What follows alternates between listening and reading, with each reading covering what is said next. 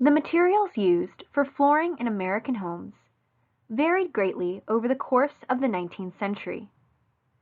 Influenced by factors like available resources, improved technology, and of course popular taste, the type of flooring could and did reflect changes that occurred in the industry, making it possible to identify different decor trends, often within a single residence, such as in the case of Acorn Hall, which features several of the major floor coverings of the time period.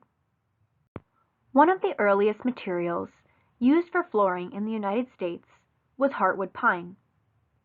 While following the early 19th century practice of using softwoods like pine that would mostly be painted or covered, hardwood pine was seen as particularly valuable because of its desirable characteristics. As a result of the tree's slow growth and size, hardwood pine was tightly grained, which endowed it with an unmatched beauty, durability, and resistance to rot.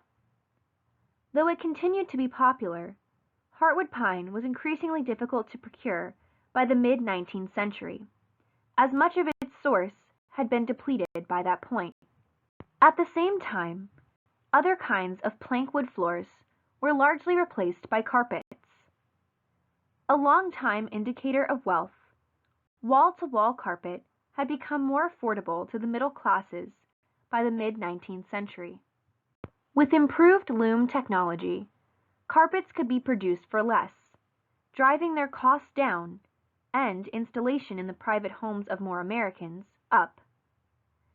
Indeed, carpet reigned supreme until the later years of the 19th century, when changing attitudes on style and hygiene, as carpets were seen as harder to clean, turned homeowners' favor back to wood floors.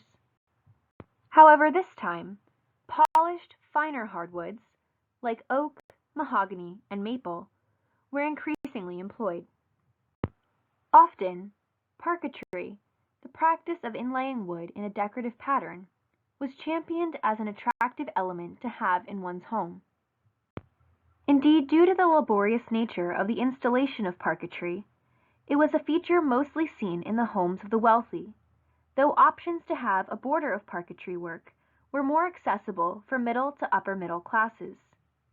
Hardwood and parquetry floors continued to be popular through the early 20th century, before tastes would again change.